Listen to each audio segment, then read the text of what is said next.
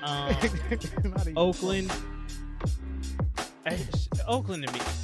Why do you not just flip your first two picks? First of all, they're in Vegas.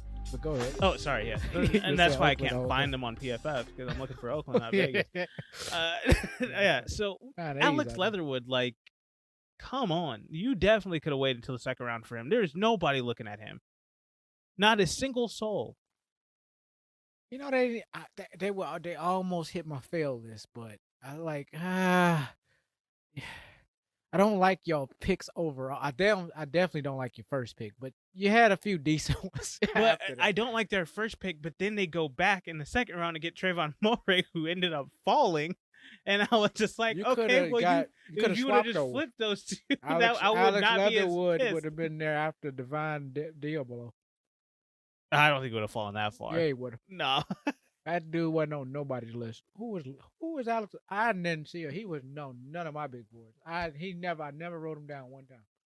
No. And now we can easily get on our computers and our little devices and pull up these charts.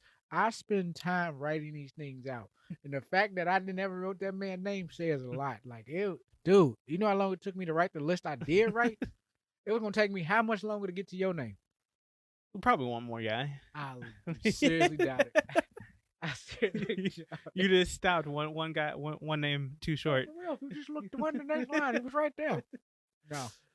Well, go ahead. Yeah, it's just like they're this team that notoriously, go back to 2018. They ended up going and getting Clelin Ferrell in the first round, and you're like, who Colin Farrell? Pretty sure it was Clelin. I don't know. The actor? No, I don't know why Oakland keeps, like, they are the epitome of we got our guy. And it's just like, okay, cool. But hey, this is the NFL draft. You got to get freaking value at some point. Al Davis, philosophy nonsense. Whoever the GM is over there, I can't remember his name, but I mean, dude, you at some point need to wake up and realize you are wasting picks. Like this Alex Leatherwood pick. Yes, you ended up still getting the guy that we thought you should have gotten in the first place. But man, Trevon Morik basically saved a draft. Yeah, he's like, I was gonna say, you can't bank on that happening. Like that doesn't usually, like, you got lucky that Trevon Morik fell. Exactly. Like there's no way around that. They got extremely lucky that he fell. And outside of that, if that would have not happened, you would have been dead to rights this draft. Nate Hobbs, cornerback, Illinois. Sorry. Exactly.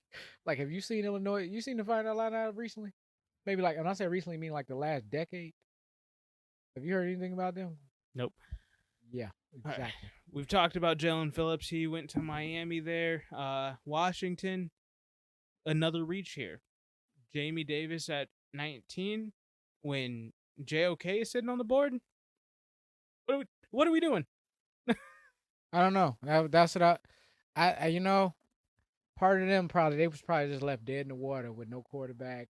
Really no, I think they probably went all in on all kind of trade scenarios, and then stuff just started blowing up right in their face real quick from 11, 12, 13, 14, up basically from 11 to 15, they didn't know what was going on. And when they were left with the 16, now all of a sudden Arizona's on the clock. They didn't have anything. What you got? Nothing. And then, you got Samuel Cosme in the second round. Benjamin St. Justy. K. Derek Forrest. Like, you went and you tried. You get a participation trophy, I guess. But man, I was gonna say you pass, but that first pick is just an egregious reach to me. That is a guy that wasn't on my board. This is what we usually see in the Bears stuff. Yeah, just that just kind of like that's the best y'all can come up with. And I'm sure this is what they saying in Washington, right? Is this? I guess you try to get up for these players and all in on Ryan Fitzpatrick this year, right? And you look at their press conference, you try to buy in, and well, Washington, y'all turn now. I'm sorry. I'm sorry, not sorry, but I'm just saying, like, sucks to be at 19. I guess I don't know. We were at 20. Yeah. Were. All right. And to my worst pick of the first round, and no shot at Kadarius Toney, but you're not better than Rashad Bateman. You're not better than Elijah Moore. You're not better than Terrence Marshall Jr. I'm pretty sure I'm leaving out a couple of guys here. And But 10, running I'm back. just talking about wide receivers specifically. I really went in a whole nother direction. I'm like, dude, I'm not taking none of these guys. If I got to take you, I mean, and I'm sorry, not saying and my thing is not that taking you at 20. I'm just not. You know, and my thing is that we were sitting there, and this is just to kind of put you guys back into our brains. We're still coming down off of our. I'm still not even off my high of Justin Fields, but we're getting a little bit calmer at this point. We're able to sit and actually watch the draft again at this point, and we're like, oh damn, you're still right. They can still go get Kwity Paye right here at this pick, and then I would have been right because I said he was gonna go in the 20s. Yeah, you did. Right. It was perfect. It was just set up for him. Like, y'all traded out.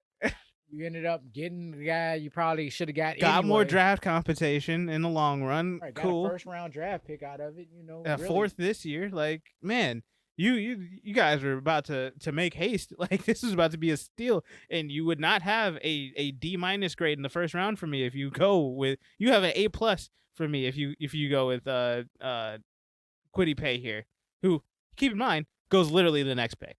Like, goes to Indianapolis, and we'll get into that whole.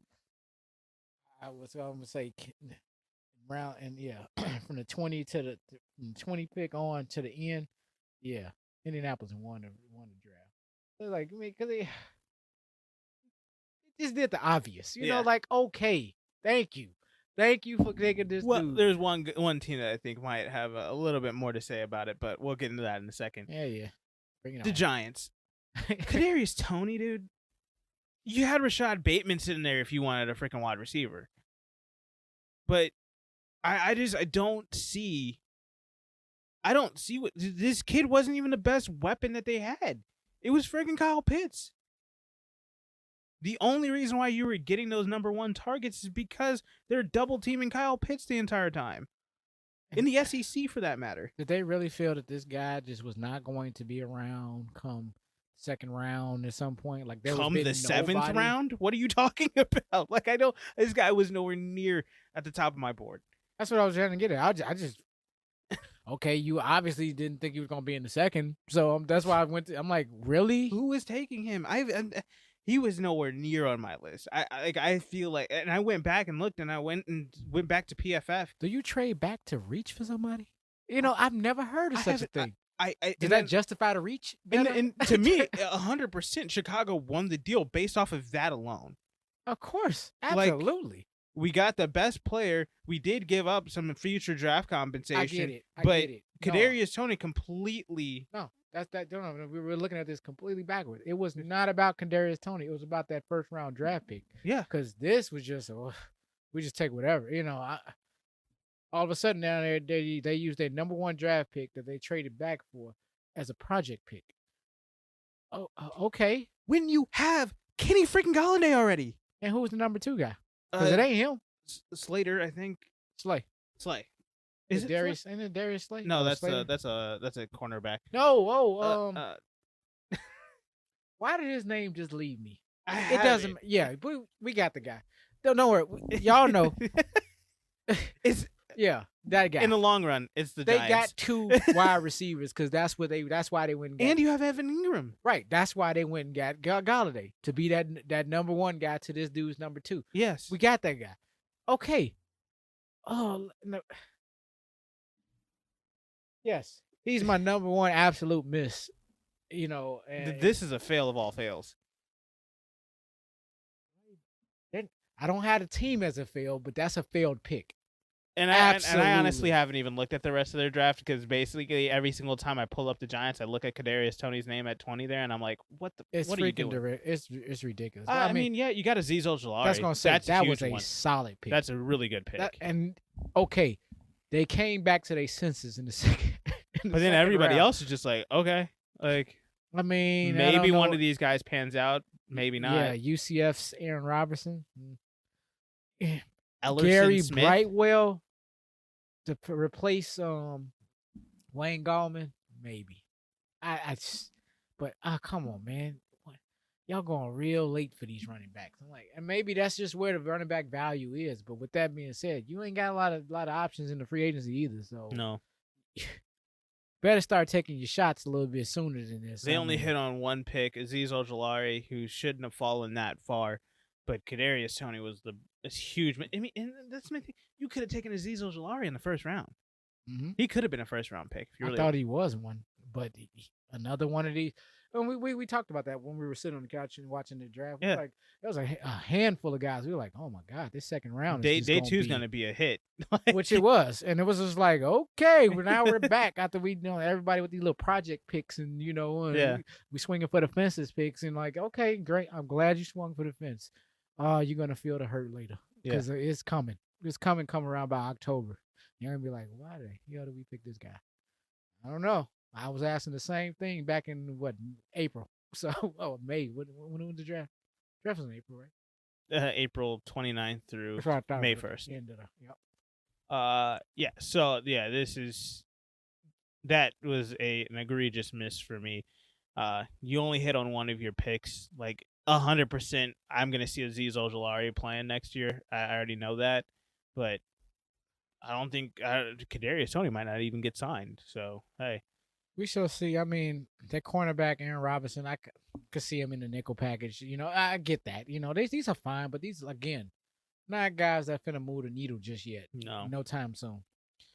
All right. Well, Indianapolis kills it. They get Kwity Paye. They have one of the best defense in the AFC.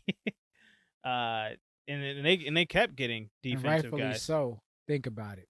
I'm sure Kwity Paye is like, oh my god, if that was my option between Indianapolis and New York, no brainer. I'm out of here. You don't have to play in the cold. You're still in a northern state. You're in a dome though. At least for half the season. Come on. At the beginning of the year, they open up that roof sometimes, and you get the nice 70-degree breeze blowing right in. Can't beat that. Can't beat that. Man. No, I think Kwity Paye in the first round was a good pick. I do think that they should have went with an offensive weapon, but hey, this is what you were saying. You go in the draft and you go get a guy who gives you really great value for that pick. If he so happens to be on the defensive side of the ball, that's how you build a great defense. And hey, they've got a good one. And if Indianapolis is truly trying to contend for a Super Bowl, it's going to be picks like this where it's like, yeah, we needed that wide receiver, but I'm like, okay, maybe that wide receiver's in the next year's draft, Maybe. But Kwity Paye is not going to be there next year. And now you got this guy, and they had a very solid defense. And this is only going to bolster it up even more, so. They did address weapons with that tight end, Kylan Granson. Don't know too much about him, but hey, maybe he becomes one of those favorite targets, that kind of best friend of the quarterback is the tight end type situation. And it definitely addresses what? There's a names just come Michael up. Pittman? Not Michael Pittman. Yeah, the tight end that just left. Ooh, I forgot who left him. The one that was used to play with the Bears. Oh, Trey Burton. Trey Burton. He's taking Trey Burton's spot because what's his name? Moali Cox. There you go. Oh, there you go. I knew it was a weird name. Moali Cox and the guy that was already there. Jeez, why am I like? I really don't. Tight end. Their weapons were not. I was not following their weapons because they were that bad. The tight end, he was. In fantasy, we get him every year. Like he was just hurt last year. Never mind. It's not even important. Yeah. It's really not important. However, it's technically addressing a need. They did need help with wide receiver, but they also needed help with tight ends. So they were actually kind of light there. So what I found most interesting was that quarterback in Texas. I was like, okay, what's that all about? I mean, maybe they just need a backup, but I don't think Sam Ehlinger is going to take. I'm not trying to make nothing out of this. It's more speaking to Carson Wentz. Like, are they really that? No. You take a quarterback in the 6th round, he's going to do the Brady thing and sit. Yeah, then he's going to do the Brady thing, get in there and kill it. Yeah, well, 10 years from now. As long as Carson Wentz doesn't get hurt. We'll be seeing Sam next year. No, we will not. Tennessee, they go with Caleb Farley. They go ahead and take the risk of the injured corner there, the guy that they needed. I thought they would have went with Greg Newsome, but hey, you go with Caleb Farley. You think he's rated higher? That's perfectly fine. I'm not the expert here. Um, and then what did they even do for the rest of the draft? Tennessee, I never even got to really see their name ever pop up. Linebacker, cornerback, wide receiver, defensive end, another wide receiver, and a safety. Okay, so I mean, well, no, I like Dylan Raduns. I think that's huge. I did like him out of NDSU. Mm-hmm. Elijah Molden out of Washington, slot corner, like that. I mean, they had Tennessee had a solid draft. I think that they're close to that like kind of upper echelon. Maybe not won the draft, but definitely didn't lose. I think they're in the top half of the didn't lose the draft. No, that's it. They passed. Yeah, for sure. Got this Des Fitzpatrick from Louisville. Yeah. I mean, 6'2", 208. Okay, big body. Good. Don't do it about doing the money ball thing. Good body. All right. He's got legs. No. Yeah, exactly. He really sees the ball well. I mean, man, I got 9-inch hands. I mean, I'm like, I'll say, hey, like it. But I think they had a solid draft. It wasn't one of the. It was one of those ones you felt good about. We got some pieces to add to what we already have. We should be able to. They're a playoff contender. Yep.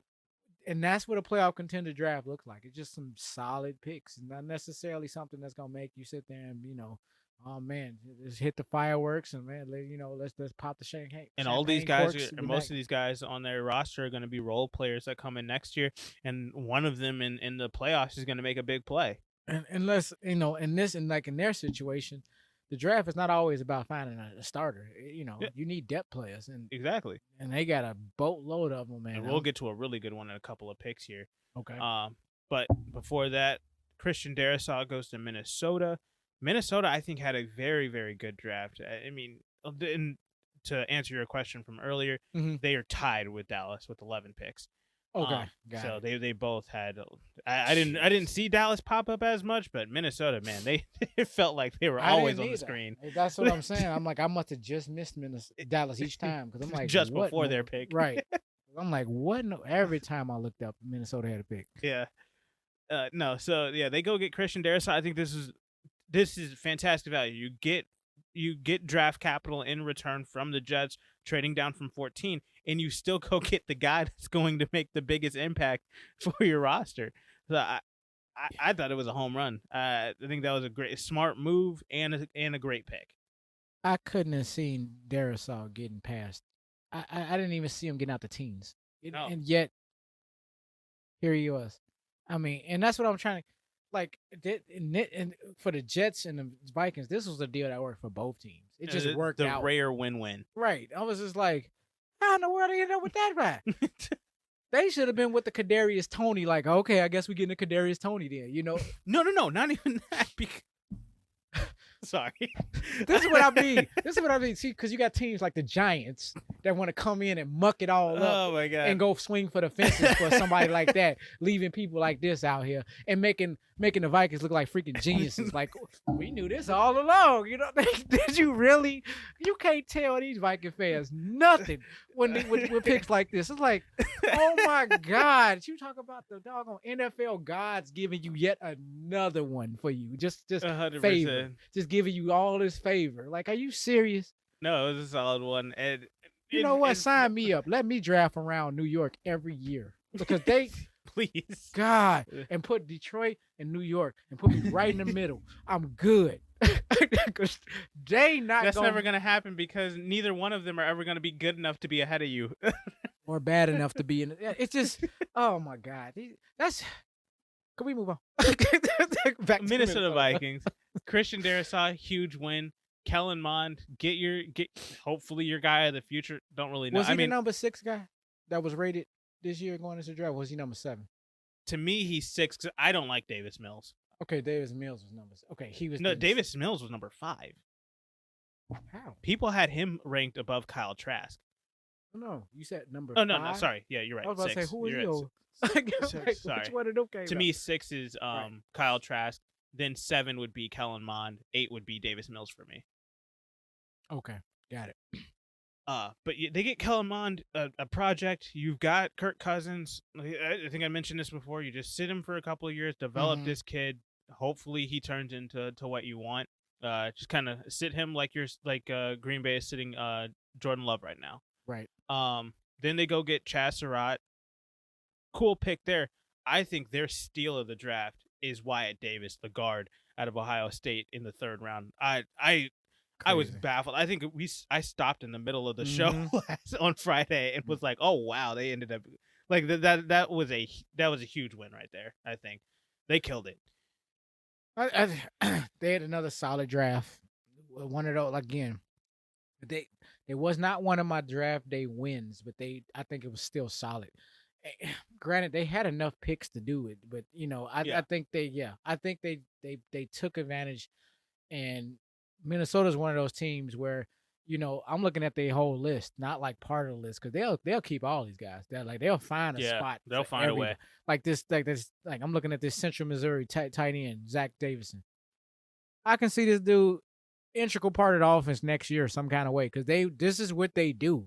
I to their credit, just because you're a rookie does not mean that's a death sentence. It's almost like, dude, you got a post and you show up and you do what you got to do, they will find a spot for you on that team some kind of I way. don't know how they do it. They continuously have these rookies come in and be impactful. They are It a is the team. worst thing going on in Minnesota. Like what?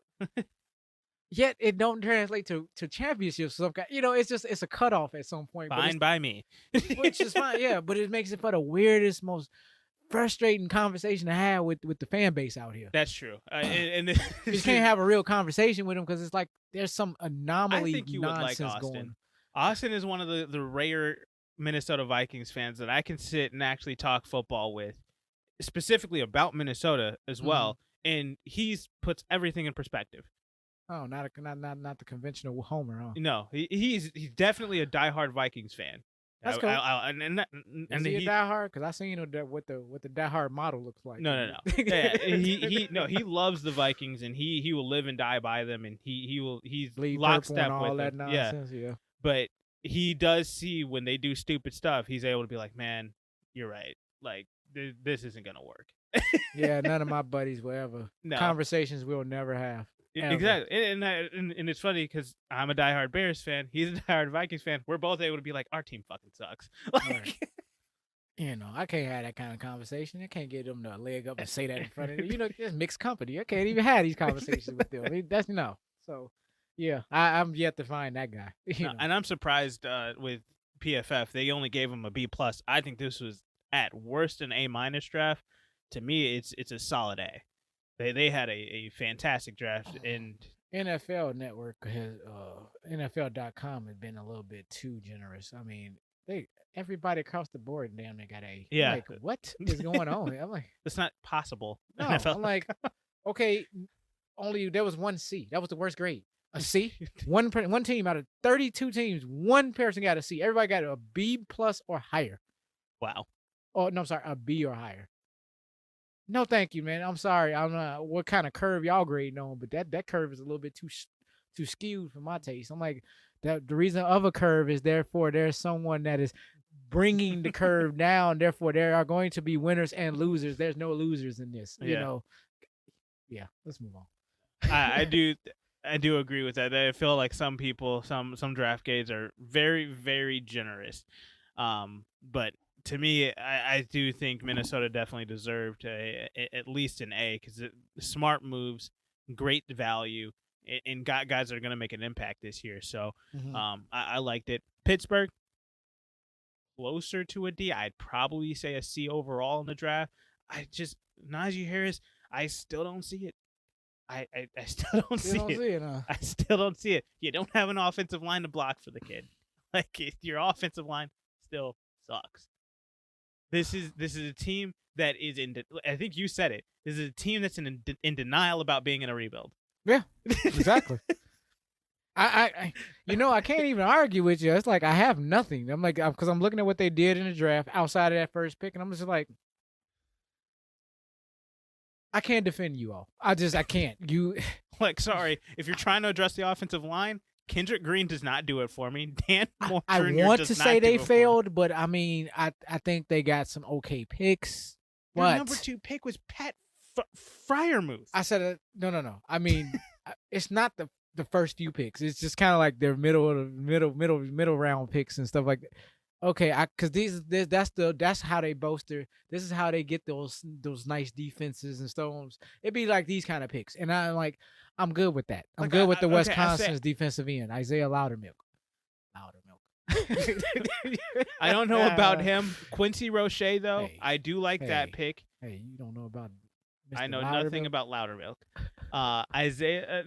Buddy Johnson out of Texas A&M, solid linebacker in the 4th round.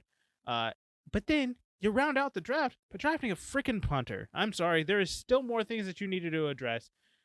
Even at 254, like, come on, just Trey Norwood. You got DBs already. You need offensive line talent, and I don't see Kendrick Green coming in and being a dominant center in the NFL. I don't see Dan Moore Jr. coming in and locking down either of the tackle positions. I just don't see it. Mm-hmm. And you lost already talent on the offensive line, so you're already worse than you were last year with a very bad run game, and then you bring in Najee Harris, who the running back doesn't always just fix.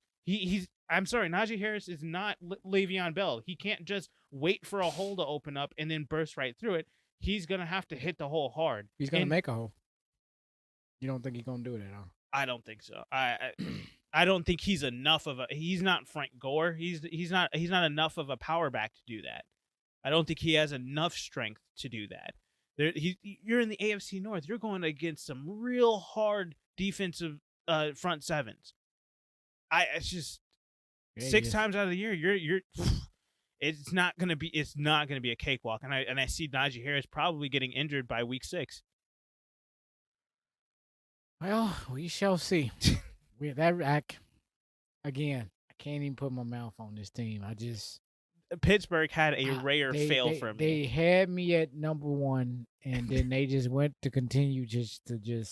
They lost me as soon as they draft. I was like, okay, let's see what they can try to do with going this route. And I'm like, okay, maybe it might work. Then you drafted Pat Fryermuth. Sorry, you're done. I'm done. Like, you missed. Yeah, I don't know. Pittsburgh has been missing with these tight ends for quite some time, and they just continue to keep getting.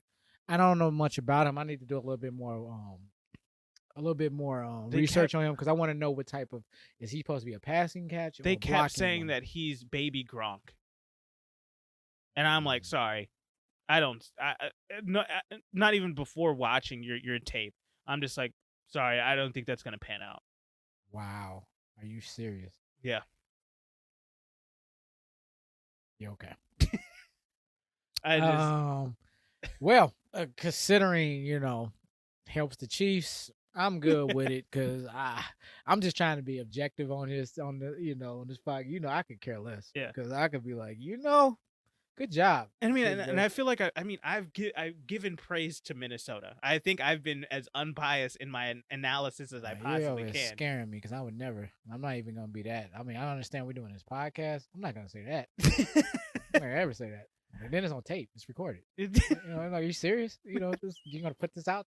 People are gonna see this, Curtis. In the greater, greater community out there, like the universe cyber world. What are you doing? I'm not gonna say that. Get out of here. Like, I got you on tape. You don't have me on tape saying anything. You got me on tape silently nodding my head. Maybe you can't got see me on video though. There's no videos around here. Not here. Not yet, anyway. Exactly. And if it was, I'd have been sitting there still. But I know it's recording. Because I'm like, I'm not giving y'all. I would never give. Put up a whiteboard. The views of Curtis Fox do not reflect.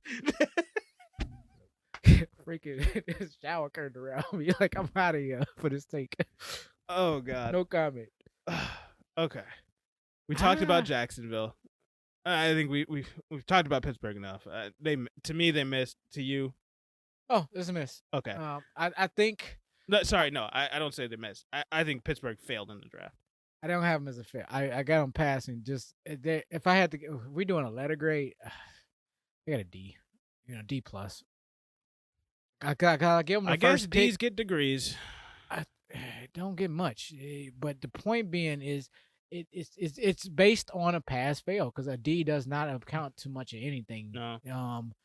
Outside of you, okay, you passed the course, but Did you really retain anything? exactly, and that's what I'm saying.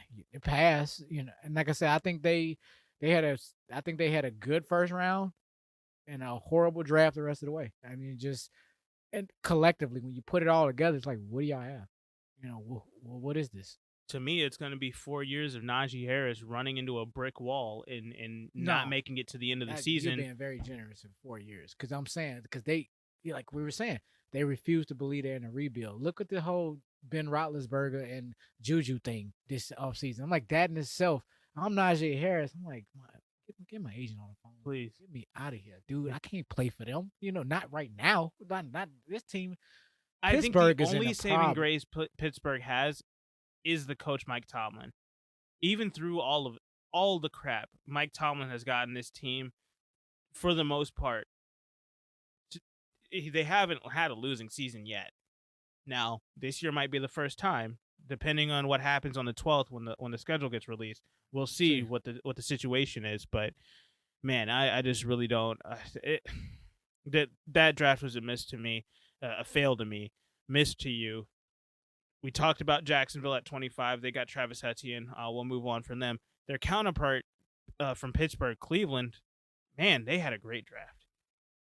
They got to be on your win list, don't they? Oh yes, at number 5 because I have New England at 6, Cleveland at 5. Of course, I had Chicago at 1. Yeah. We talked about them. Jacksonville at 2 and New York at 3. Okay. Only team we got left is my number. Okay. Yeah, Jacksonville was my other one. I got one more team outside of Cleveland, but we'll get to that. Okay. I think I got a sneaky suspicion which team that is. Probably. Probably not. For some reason PFF is Ain't crashing here. Left. It won't let me look at Cleveland's draft. Swinging for the fences on this pick.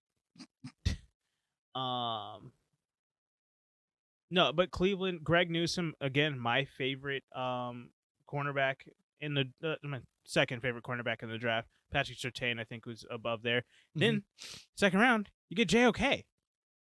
Absolutely smashed that. How did he fall? They addressed the two positions that they desperately needed. Exactly what the Bears did, just minus the trades, the trades and the positions. But they got exactly what they were looking for.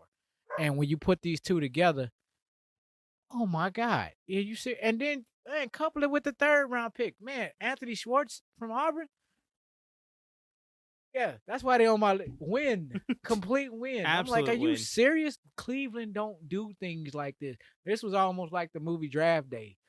That's the best Cleveland draft I ever seen, and that was a movie. Like this was number 2 on my charts, and this actually happened. And I'm like, they did solid home run with the first 3 picks, like you said, and then still got really good talent. Tony Fields, the second out of West Virginia. Mm-hmm. Solid pick there. James Hudson in the 4th round, like it, from Cincinnati. Richard LeCount, yep. Georgia, and then you got another guy to put in the running back room, Demetric Felton out of UCLA. And I'm looking at it as depth, not so much like, oh, they just give us anybody. No, man. I mean, you got these 2 running backs already over there. You put a third one in there just to give these guys a few reps. Get this dude 6 reps, 6 plays or something, 6 opportunities, to do something. He can possibly be in a rotation if he does what he needs to do. Yeah, he is able to keep up and pick up on the playbook. These are solid picks. To me, Cleveland is a team probably you got to watch out for if you're a Kansas City fan. You do. I don't believe me. In the AFC anyway. No, I said Cleveland, Buffalo, Baltimore. Definitely. Those are the top 3 right there. I mean, I'm not even mentioning Indianapolis right now, and that's another team. I'm not sitting there saying Kansas City just out there like, oh my God, bring it on. No. It's going to be a tough Tough battle. AFC is looking. The NFL as a whole is looking good. Oh my gosh, man! It definitely these days. Man, so Oh. Cleveland killed it. I think that they're definitely a draft winner. And again, Greg Newsome to me, that's a home run pick. He falls to you. You don't have to go and make a trade to get the second best corner in the draft. To me, I know a lot of people had J.C. Horn higher. I get it. Yeah, I but he wasn't understand. there. But to me though, Greg Newsome, he was one of the centerpieces of the number one defense last year in the NCAA. Right. He was a true cornerstone of that defense, and I don't think he gets another credit when you're. And it shocks me because a lot of people talk about, oh, forget the names, forget the name brand when it comes to the NFL and the NFL draft. Like those names don't matter as much, but they won't give Northwestern the credit of having the number one defense last year. Right. And like I said, Greg Newsome was a big part of that. He was a cornerstone piece of that defense. So, man, I think Cleveland they really hit a home run with both those first two picks. JOK as well. He's going to be a game wrecker. Yeah, they get an A, 100%. A+ to me. They killed it.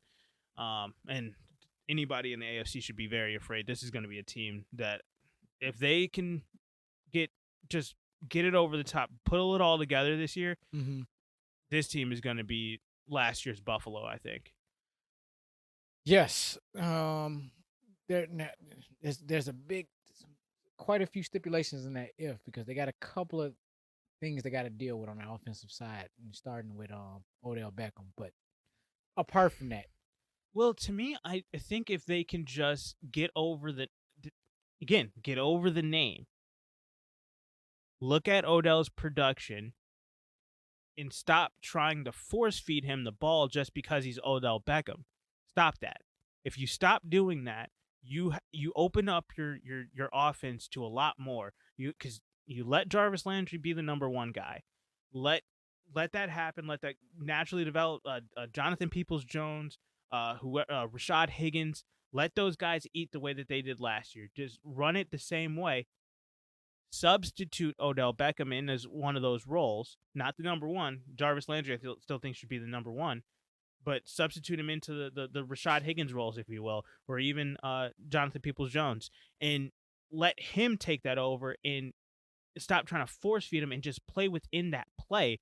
I think that's what Baker Mayfield was having an issue with. He was just like, freaking Odell, how do I not throw to him? He's always open, type of thing. Odell is also making that demand as well, and this pressure being put on him. People keep saying that, but I don't. From all of the conversations that have been had, I haven't seen where Odell has been the one trying to force his hand. He's just saying, I'm just here to play. I don't want to win. He's not saying I don't care about. He's come out and said I don't care about my numbers. I just want to win. I've already proven that in New York what I can do. No, you prove what you can do in New York. You ain't prove what you can do now, because he hasn't proved nothing in Cleveland. That all I'm hearing and getting out of him is he's a prima donna and he's not happy with the situation. The ball's not coming to him enough, and now when they trying to force feed it to him, I understand it goes both ways. But what I'm saying, I don't think it was just Baker Mayfield just forcing it. I honestly think it was just Baker Mayfield forcing it because. Because Baker Mayfield himself came out and said, "Man, I feel like there's a pressure and he's just doing it." But I don't think it's Odell sitting there saying, "Hey, you got to throw this guy the ball. We paid him this much money." Well, let's see what they do this year then, because you're saying that, I'm saying what I'm saying. I'm like, that remains to be seen. Yeah, that is just not the impression I got from before he got hurt. Because to me, it was just one of these things where it was a young quarterback seeing a big star and being like, "Man, how do I not throw to him?" And then he got to see when Odell Beckham went down. Because I mean, you go back to Baker Mayfield's first season. He was distributing the ball real well. He was able, and you were like, oh, if he would have started from the beginning of the season, he could have been Rookie of the Year, potentially. And then you get Odell Beckham in there. He starts trying to force feed him the ball. No. It all went south with that. Yeah. and then you also freaking hired Freddie Kitchens as your head coach. So that was saying. That's why I was like, let's just see what next year brings. Because I didn't want to go too deep into that. It's just it was a very small sample size anyway, and it just True. so we'll see next year, and The hopefully the that is the draft is that case. first step, though. No, definitely, and I granted they didn't have to get any wide receivers. You don't need any of them. Yeah. They're good. It's just they addressed the positions that they needed to address, specifically that defense, and continually to bolster that up. Not to mention who they just got, Javion Clowney. Javion Clowney, yeah. To add him on to the defense. Does not necessarily have to be an every down starter, man. Just to have this dude rotating in and out. Mm-hmm. Oh my freaking goodness! Are you serious? This team is nasty. And speaking of a team that did need a wide receiver, Baltimore, man, they got a good one, Rashad Bateman. Oh yeah, I like it. Definitely. Arguably, could be their number one next year. Yeah. I mean, that remains to be seen. I mean, this could help Hollywood Brown game and maybe push him forward. But if it don't, and I believe, and I'm saying that to say, I'm not a fan. Oh, I've never been a fan of him. And so for what he's doing, it's kind of like not surprised, not moved. He just, he didn't do it for me in the first place. But definitely they move in the right direction by grabbing this guy, and this is getting it right for wide receivers as opposed to, oh, shiny bell whistle guy. Let me just get him and let's sell tickets and let's hope for the best. You ain't got to hope for the best with this guy.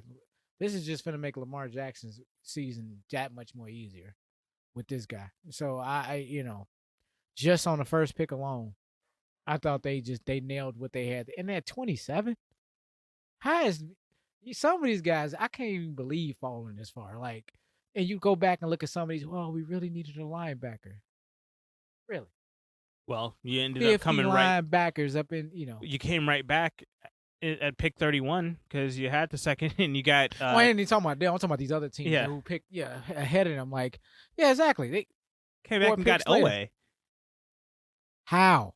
How is they got 2 fallen picks that just And this is what we were saying, sitting on the couch watching the draft. We were like, somebody at the end of this round is gonna clean up. And Baltimore was definitely the leaders of this. They cleaned up big time, and man, this is not good for the Chiefs. I can't even say it. I'm looking at these teams like, another one. Well, Baltimore, Cleveland. Good Lord. With that being said, the 31st pick was a Chiefs pick, and the Chiefs technically drafted Orlando Brown. Which is, I'm not complaining. I'm just looking like, why we both won? We ain't both supposed to won that trade. We both got something out of it. I'm like, God damn. I'm like, maybe. Well, we needed what we needed. So the Chiefs turned their biggest weakness into the league's greatest strength. Yes, build me a steel wall, and that's what they got. Somebody put out a tweet and said, Kansas City really just came out here and said, man, nobody is ever touching Patrick Mahomes ever again. Nothing. No, you ain't got time to stare at him. It's just nothing. And this is a little bit of a tangent I'm about to go on, but just thinking back to that game, to the Super Bowl, you Patrick Mahomes is... Watch what you say now. No, you're going to like this.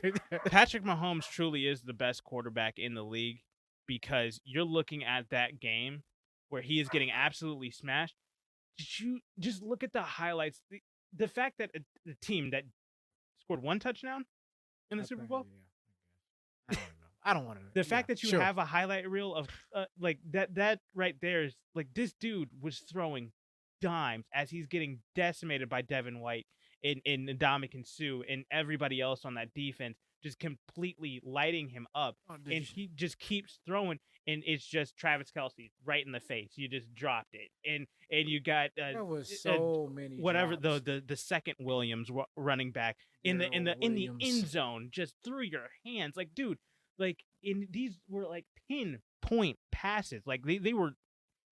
I don't know what else you can say about Patrick Mahomes, but this dude is the real freaking deal. Master of the 15 drop step. Dropping back to the 50 from the 20 and just throwing a dime. Like, and it's like... Literally. And this thing is, like, right on the money. Like, he had that pass to Tyreek Hill in the back of the end zone. It's like, dude, you're getting tackled by 2 dudes, and as you're spinning around, You throw it up in the air, and it drops on a dime to where only Tyreek Hill can get it. And he threw only one interception. That wasn't his fault. It was a pass that went directly through the hands of somebody else. Like, it is. This guy is insane. And I know we're talking about Baltimore right here, but this was Kansas City's pick here. So right. Yeah. What? No, it wasn't. because I was talking about Owe. Oweh. Yeah. Okay, got you. The Oweh Oweh pick was his. Yes. No, but that was Orlando Brown. We got what we needed. They got what they needed. It was a. It became an even swap when it was all said and done. So everybody got something out of that deal. That's technically how deals supposed to go. It shouldn't be like the Chicago New York thing where New York just does dummy, and I don't know how you can muck that up when usually that's Chicago that does that.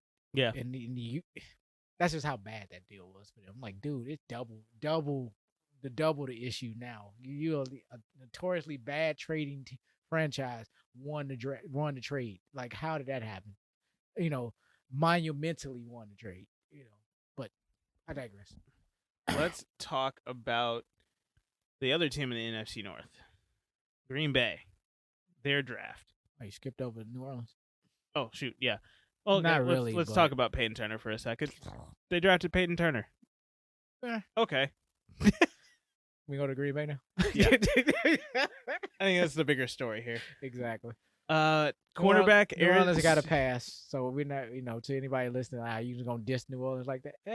What do you want to talk about, man? Drew Brees retired. To me, I feel like they're a lame duck team this year. Because we don't know what we're getting right now. It's just like this is what I think. I think New Orleans and Atlanta are kind of in the same boat right now. Oh wow, that's bad. And let me rephrase. They're in the same boat in the way that I think Atlanta's a lame duck team where we know they're not going to be good. But the organization is trying to see what they have. New Orleans is a team where it's like, we could be good. We've got a decent roster, but hey, we don't really know what we have at the quarterback position, and we have a couple of holes to fill here or there. So let's just go into the season and figure out what we got at that position. They're retooling the team, but they really got to retool a major. It's a major position, yeah. Which is like we really don't know what they have right now. Yeah, they're going to be a very interesting team to watch next year because Jameis, this is going to be a 2-quarterback system with Jameis Winston and Taysom Hill, and this is apparently the first year that Taysom Hill is completely, strictly working in the offseason as a quarterback, not as that utility gadget guy. Interesting. We'll get to see now how does this work when he doesn't have that hedge of protection of the gadget plays. Yeah. Like, oh, you're a pocket quarterback, huh? Okay. I'm not sure. This is, again, interesting. Jameis Winston, stay close. You might be coming in much quicker if he doesn't just flat out win the job. Yeah. So, yeah, we'll see. Let's move on. Green Bay. We thought they were going to go with Elijah Moore here after hearing all of the stuff where Aaron Rodgers is pissed. They're going to try to appease him. Here you go. Nope. They go Eric Stokes. Another reach. And yes. And let me again give credit where credit is due. One of the biggest plays of the playoff last year is the lasting image that we have with Green Bay's defense on the board is Kevin King getting dusted by some white kid in Tampa Bay. Was that Scotty Miller? Scotty Miller, I think. Yeah. Yeah. When that happened, I think that they knew that they needed to get some more depth at that position, some speed at that position. Eric Stokes is a very quick corner. Okay, help me with my memory. Yeah. Doesn't it? I mean, to me, this is what it seems like. It seems like they draft a cornerback every single year. Like how they always need depth at the cornerback position. They always getting DBs because they're always missing. And then you got a quarterback who is just like, "I'm gonna throw something my way." Especially when Terrence Marshall Jr. is sitting there, Elijah Moore is sitting there. I think they got him now. They got his cousin, Amari Rodgers. Clemson. Eric Stokes, I think I feel like was there another cornerback that was on the board at the time? Yeah, got quite a few. Oh yeah, Asante Samuel was freaking sitting there. Yeah, I like which he fell. That was another one that fell tremendously. Fell. Yeah, he fell pretty far too. Yeah, that was Something I'm interested. I didn't do the research. I was interested to see something had to come out. Something had to happen. Why did he fall so? I don't know. It No, no. I'm saying that. I'm just saying that. Kind of, just kind of putting it out there. retrospectively. Yeah, but I'm not really asking the questions. Like Yeah. I really do have to look that up because that, hey, 15 pick in the second round, dude. You're supposed to be like the fifth or the sixth corner going out. Yeah. Generally, how did you fall to the middle of the second round? No, it just Eric Stokes. It just doesn't do it for me. I know you're trying to address something specific that happened last year. I get it. There's better value there, especially if you're going to go for the cornerback position. Go with Asante Samuel. He's a solid all around guy. Hell, even Dallas passed him up in the second round. Yeah. And then you got Josh Myers, center. There you go, 5'10" and 180. See, I'm okay when there's a corner. I don't know why, but when you, it just seemed like you see more of them as corners. Like, okay, this is just what it is. When you see wide receiver, dude, I'm seeing them starting at like 6'6". Why am I going all the way down to the 5'10" guy? But you also have to keep in mind Eric Stokes. He's more of a slot corner guy. Gotcha. He's not, to me. He's not a straight up man to man on the outside. So he's like a nickel dime guy. To me, okay, and that's fine. And that's what I was trying. They might try to put it. That's my thing. They might try to put him in. That's what I was getting at. Some of these guys. I'm getting the impression. Oh, this is my starter. Like, whoa, hold on. No, please don't. You serious? This is the best you can come up with? Like, because Eric Stokes thrives at the quick twitch, change of direction type guy, where he can stay with that guy and stay on him. He can play man to man, but not against a physical. You put Eric Stokes up against Julio Jones, with a quarterback, but right. that doesn't do it for me. Against Devontae Adams in practice, you're gonna see how he's about to get burned. Right.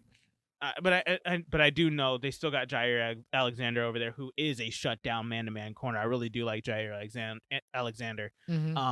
But Eric Stokes, sorry, it just you went technically in the right direction. You just didn't hit the pick. The value at wide receiver, I really think Terrence Marshall Jr. kind of, for some reason, yeah, he clearly fell, but he also, like, I just think that people were saying, like, okay, yeah, it makes sense that he goes there. I was like, but why does it make sense? Because Terrence Marshall, if you're actually looking at his tape, he shouldn't be this low. He shouldn't have fallen to pick 59. Like that's way too low for a guy of his caliber. And really, the rest of their picks, Amari Rodgers, okay, but then after that, it all kind of falls off for me for Green Bay. PFF, I think, hit specific, like they hit on that draft grade C-. Like, top of your draft makes sense, didn't really hit the way that it should have, and then the rest of it's just sorry, no. So, like, you get a pass, but you definitely could have done more. Yeah, Terrence Marshall went 3 picks ahead of their second round pick. So that when it went and got center, Josh Meyer. So I mean, they had a chance. I mean, and I knew they lost their center. I think Corey Linsley was their center. Goes over to the Chargers there, but still, I mean, this is a miss to me. It's just bad pick. Buffalo, though, we had Azeez Ojulari going here. It ended up being Gregory Rousseau. I wish they would have went with Azeez Ojulari. I think that was the better pick, but they went in the same direction. They just had, I guess, Gregory Rousseau. Yep. Graded higher. So again, right direction for us. We were kind of in lockstep with them on that one. Just talked about Baltimore with Owe. Well, let's talk about Kansas City then, because since that was the pick. Yeah, Kansas City, Orlando Brown. I think this is what I said earlier. They completely flipped the script and made a glaring hole on their team one of the best strengths. Yes, their offensive line. I mean, God goodness, it started in the free agency, but it started at the Super Bowl. Yeah. Really.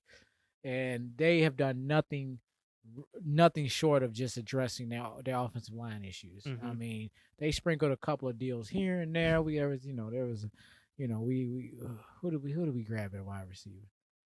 Oh no, we didn't grab anybody at wide No. receiver. We re-signed the people we needed to resign, the Pringles and the Robinsons of the world, and then Sammy Watkins. Thank you, but I thought it was time for him to go. Yeah.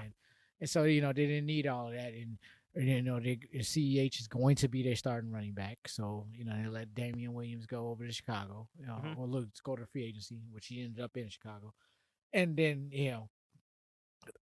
we're good at offense. We're just not good at offensive line, and so um, that's they started addressing that. They sprinkle in a Jerick McKinnon to take Le'Veon Bell's place, I guess, a spot. I'm just trying to plug and play. They just plug and playing right now, but that offensive line they didn't plug and play. They went. I mean, what they went out and got Long, Joe Thuney, yes, Orlando Brown. Who's oh my God, I'm losing to the guy who's coming back from last year. They had an injured guy that's coming back. He's coming back to the line. I mean, I'm like, damn, I didn't even realize that. Like, oh, they didn't let this guy go. He's actually coming back.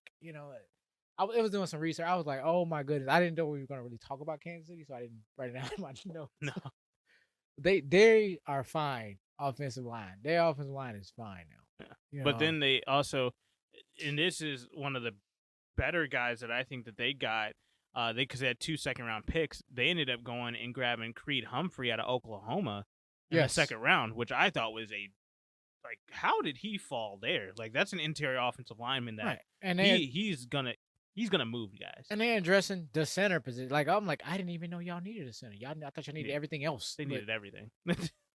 They addressed everything. Yeah, and now they don't just have starters; they also have depth there too. So when eventually the 17th game that's being the next game that's being added on to the season, that's eventually going to injure more and more players, they're going to have guys to fill in those spots, those critical spots like offensive line. No problem. They're going to be able to just rotate those guys in and make sure that the machine just keeps on churning. Exactly. I think they had some pretty solid picks overall. For a team that didn't have a day one pick, to end up with a B+ draft by PFF, I think that's a home run. And this is my team number 6, Kansas City.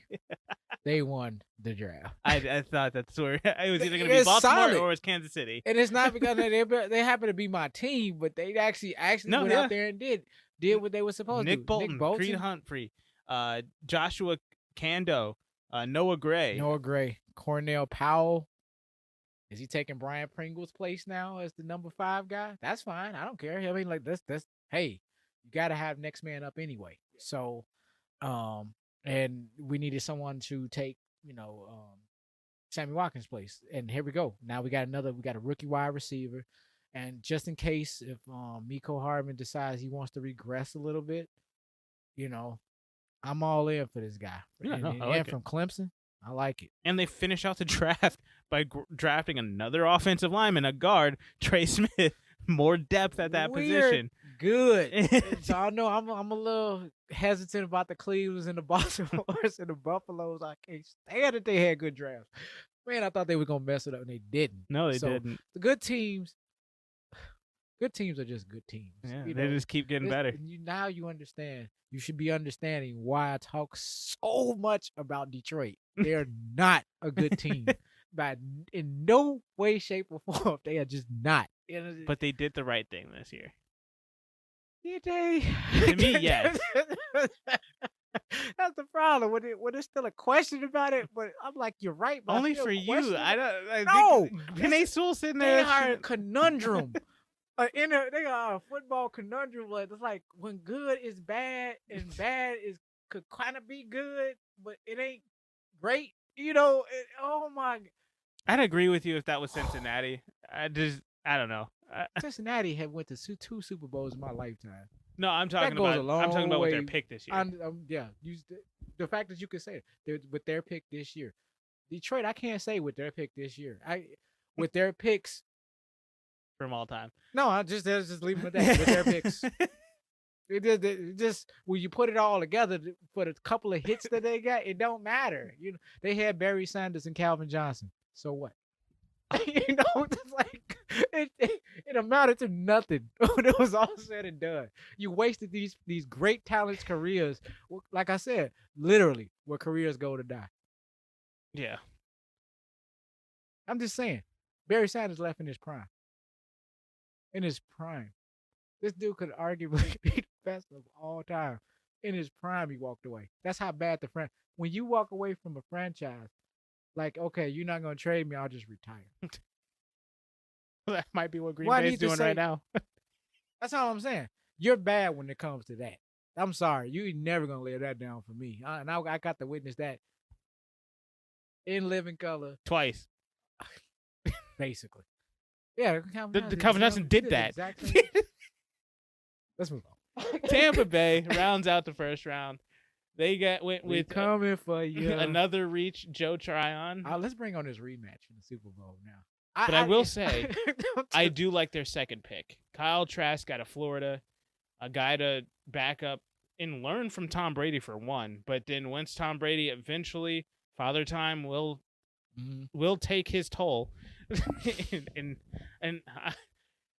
I do think Tom Brady should have gone out on top this year. You got your win outside of the Belichick regime. You've proven everything to all the doubters. You did the boat toss with the Super Bowl trophy. You got off that boat drunker than anybody that I've ever seen. They were basically walking him around with the shades on, just making sure everybody was like, no, he's okay. He's not dead. Like, I'm not gonna be. I'm gonna keep it real. I think it definitely was his most impressive Super Bowl win. Oh yeah, because you going know up me, against I him. am a very critical about his opponents in the suit. I was these little cookie cutter opponents he kept meeting up with. Where it's like, oh my god, man, stop lobbing the softball over the plate for this dude. But with that being said, he did have to earn this one to a degree. I mean, Kansas City did what it could do without no offensive line. However, what the teams you had to go through. Oh my just god! to get to the Super Bowl, just to get to the man, greatest run I ever seen ever. I'm like, you beat up on a Washington football team that had a very good defense, and then Taylor Heineke, who was I don't know how Taylor Heineke picked apart Tampa Bay's defense the way that he did. I had no idea. That they were so close to winning that game, and then they come back. It was that kind of team. That was like, it's a team you don't want to face, and they were just but Tom Brady doing Tom Brady, Then you knock out New Orleans, and then you come out and knock out Aaron Rodgers. You beat.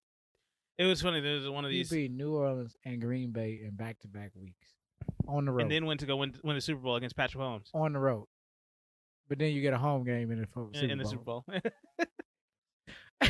Not fair. It's just not fair. With this pick with Kyle Trask, I really like because Tom Brady at some point has to retire.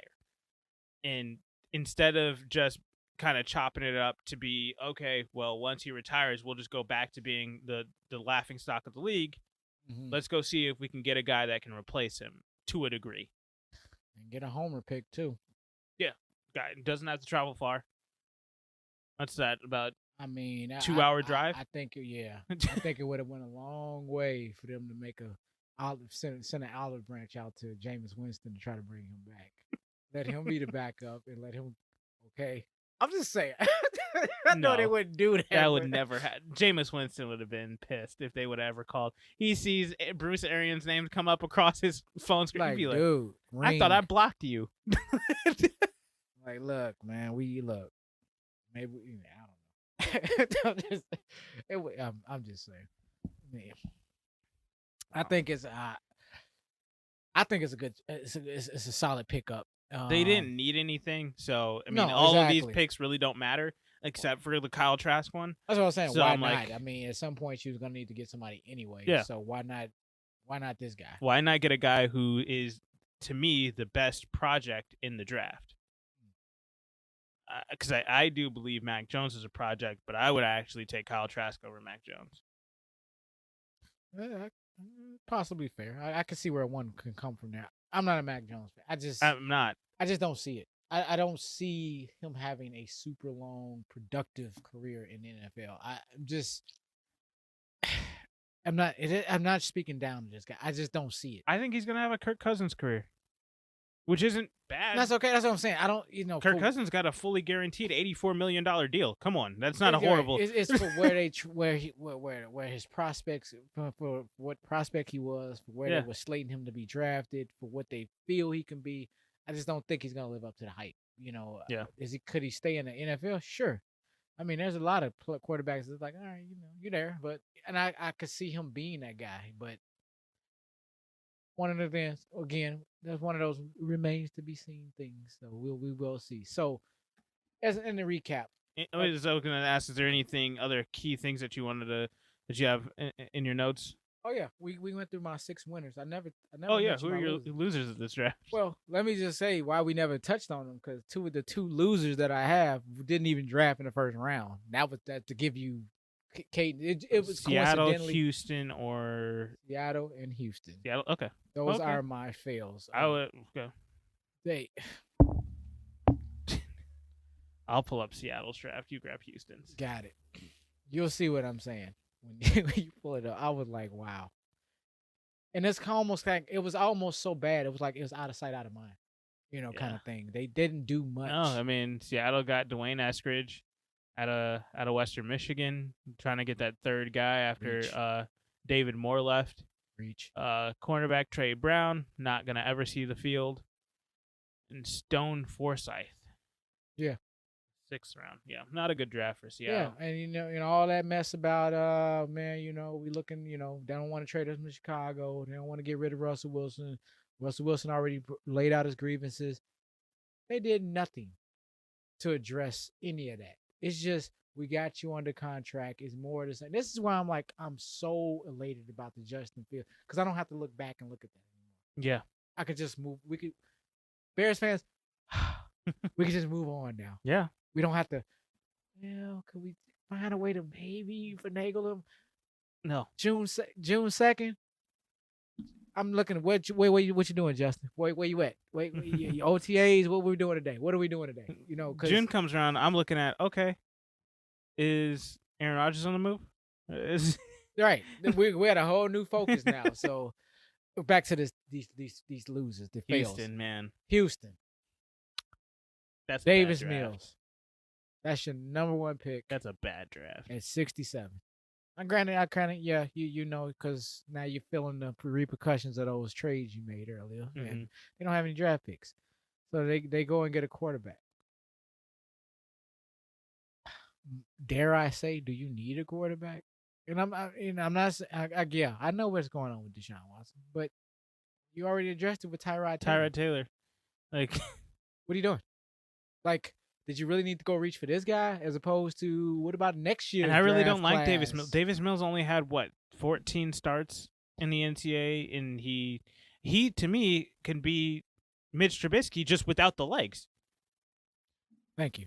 If he's like the number 6, number 7 guy, I'm just saying, where do you realistically see yourself going next year? And where do you think you go? You're going to be in a better spot next year. Yeah. In next year's draft. Go after a quarterback next year. The fact that that's the first, you sat around all that time.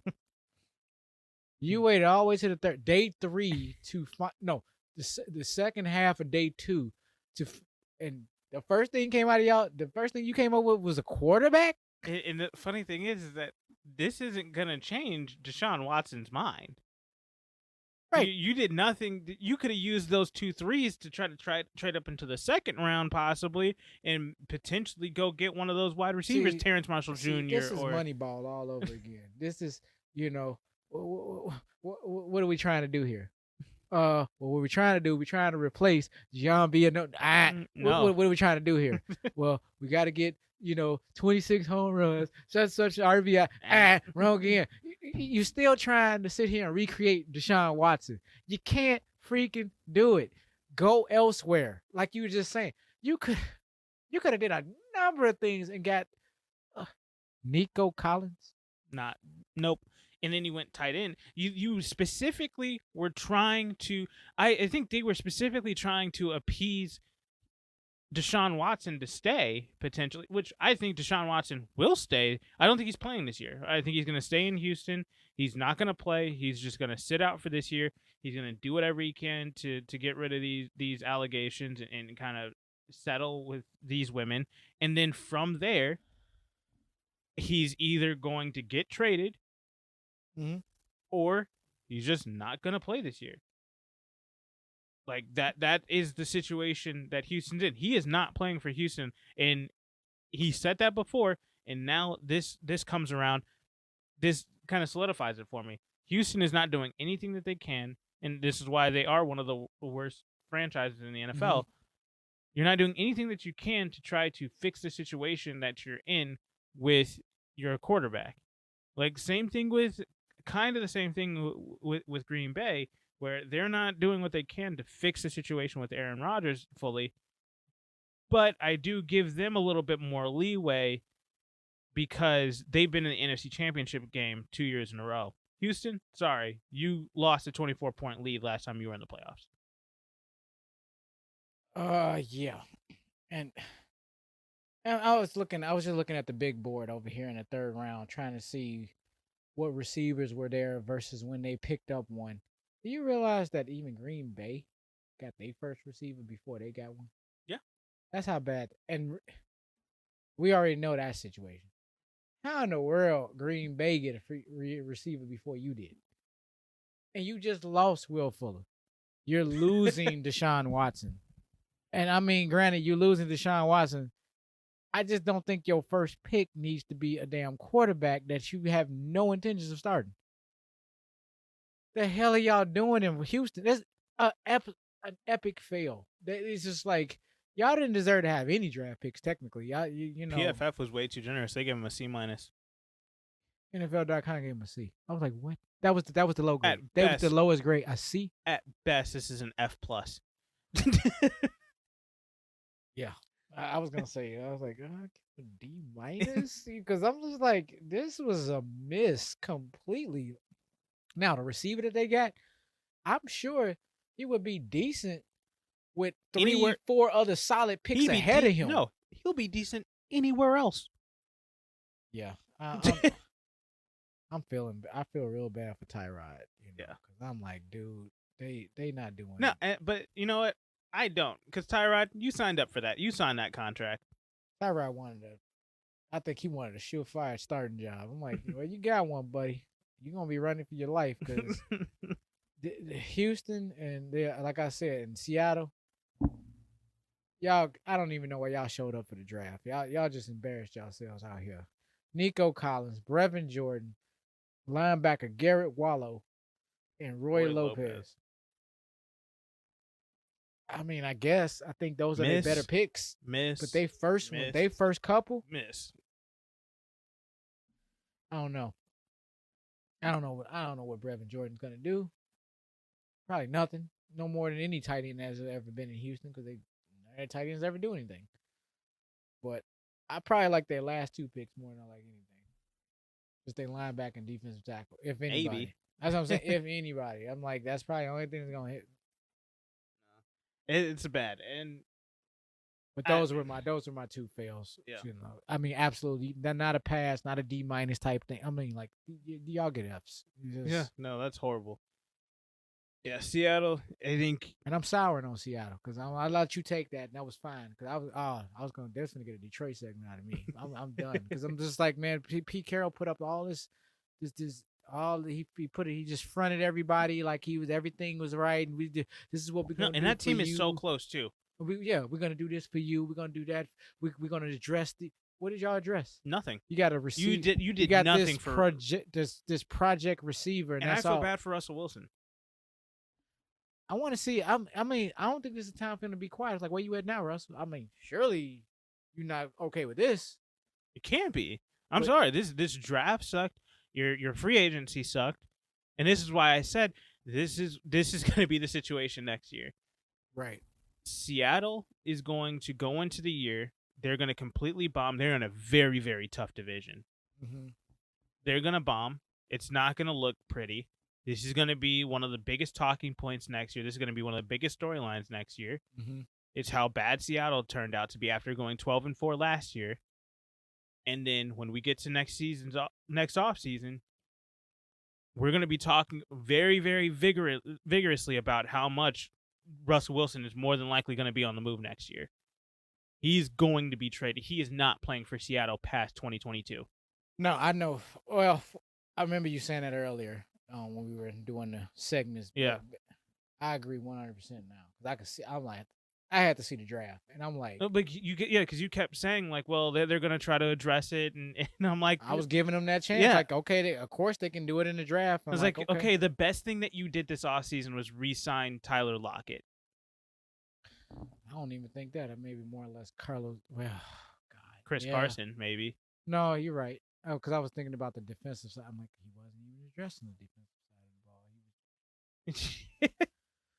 It's bad. It's just Seattle's organization did nothing to fix the situation with Russell Wilson, but I don't know how because everybody, all these ESPN talk shows keep saying, "Oh, Seattle has fixed the situation with Russell Wilson." Not specifically addressing exactly how they did it or like what draft move or whatever transaction specifically fixed it.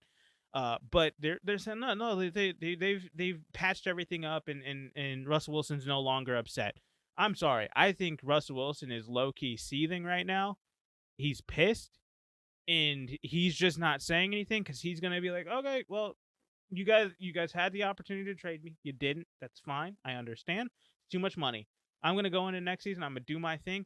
Russell Wilson's going to ball out next year. He's going to have a fantastic season, but it's just not going to look pretty because it's going to be on a horrible team. The experts stated that Stone Forsythe, their 7th round pick, might be their best draft pick of the draft. It could be their only potential. Could be even their only potential starter from the. That's what happens when you only have 3 picks. You can still nail the picks, but they didn't nail them. No. I mean, just I can kind of see where y'all were going, but based on that song and dance BS y'all was giving us back in the spring, early spring, and get the hell out of here with that, man. I'm like, I can't. I'm so interested to if I was in the media, like media, I'm like, I would just find a camera. You got that shot? Get the mic. Let's find Russell Wilson and just. Dude, talk to me. I'm real interested in where are you at today? Where's your mind? Where's your head? At this point, I'm just like, you know what? No, because it's one of those. This is what your passive aggressiveness. Exactly, that's what I was about to get to. Okay, you did not come out and vehemently just proclaim, "I am done with Seattle. Trade me now." Like you passive aggressively came out and was like, "I'd be okay if you traded me here." Like that doesn't work. They're not going. Like get the right outside of. I mean, someone was going to have to give that franchise the world for them to really listen to anything. Because you weren't saying that I'm not playing for you. You were saying that I'm okay if you don't want me here. I'd be okay if you ship me here. Like no, that is. Of course, I want you here. It's like you're starting the conversation. Yeah. You're like, did we have a conversation, an argument or something about something? Was I getting rid of you? No. So what? Okay. Did I call the wrong person? Okay, Russell. Sure. We'll let you know if out of here. We'll let you know if we decide we want to get rid of a guy who should have had two Super Bowls right now, and 2 MVPs. Like, that's what you get for that. Like you passive aggressively told them that you wanted to be gone instead of directly coming out and saying, "I don't want to be here anymore. You guys haven't done right by me, just as much as Green Bay hasn't done right by Aaron Rodgers. They haven't done right by Russell Wilson." I know they said that they were going in the direction of building the team around Russell Wilson after they kind of dismantled the Legion of Boom, but you never followed through. Right. Like you started to, you like Pete Carroll took a step to the right there, and then he was just like, you know what, I'm gonna go back to my roots. Let's run the ball. Let's ground and pound. But then you didn't even address that properly because you got Chris Carson and DJ Dallas who can't stay healthy. And then they drafted running back. They didn't even draft a running back. You're right. I'm Fail. so done with Seattle. I'm so cold on the Seattle this year. You know what? Y'all miss me. You know, no, I'm good. I like Russell Wilson. Don't get me wrong, but that whole situation, it has just turned me so sour to the. Don't bring us into y'all nonsense until y'all figure out what y'all want to do. You know, it's just like. But the thing is, the funny thing about that whole situation with Seattle is that's still the best division in the NFL. That division that division is murderer's row. Well, yeah, but unfortunately, I don't think Seattle's going to be as murderous. Yes, murderous. I can see them fighting for that third spot. Like I'm saying, fighting for it because it just, dude, man, yeah. What are y'all coming with, man? Y'all behind the curve at this point. I mean, this draft was a complete waste of y'all time. I mean, why did y'all even bring these 3 guys over here? It's like, why are y'all wasting these guys' careers? It's like, I'd be like, I mean, I'm happy to be in the NFL, but why this team? Yeah. Man, it's a freaking mess over here, man. You know it. Yeah. Those are my fails. Yeah. Houston and Seattle. I mean, you can arguably put a couple of more teams in there. I just thought they overwhelmingly was just. Yeah, they missed. They oh my God! Why did y'all even show up at any point of the draft? Yeah, that is fair there. Well, let's wrap this up here. We want to thank you guys first of all for listening. It's been 3 hours of recording, so yeah. Oh, this is gonna be a 2-parter. This is gonna be a 2-parter. No, but yeah, this is definitely one of the most interesting drafts that I've covered. So definitely, hands down, very fun. And again, I just can't wait until September now. I want to see these guys on the field, and this is going to be a fantastic season. So I can do my little hashtags and my little quotes now that we out of the draft and we're now full-fledged into the new season. Yeah. So I'm in on 2021. So yeah, this is going to wrap up our draft coverage. We will stop covering this portion of the offseason. I know it's been a couple of weeks of just strictly only talking about this, but rightfully so. This is fun. Yes. No, but I think that, yeah, if you guys liked it, please like, rate, and do please subscribe. We want to continue to grow this community here.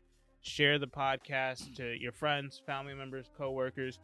Just make sure that you're sharing it to anybody that you think will be interested in. Drop a comment or two. Yeah. And please let us know what you think down below, because that's one of the biggest things here. We want to continue to have a discussion down in the comments, furthering this conversation about these picks. And if you're a Houston Texans fan, tell me about what about Davis Mills make you optimistic. If you're a Seattle fan, tell me why you're crying that Russell Wilson doesn't have any single inkling to stay in Seattle after this season. What a waste. If you're a Chicago Bears fan, I've covered it for you. We can continue to have that conversation week in, week out. I'm only going to be talking about that until we get to the Bears to the came season. out like gangbusters at the end of this. Yeah, jokes on y'all, NFL. Now who's the laughing stock? For sure. God, that's one of the best rosters in the NFL right now. Thank you guys again for listening, and we'll catch you guys in the next one. Bear down, Red Kingdom.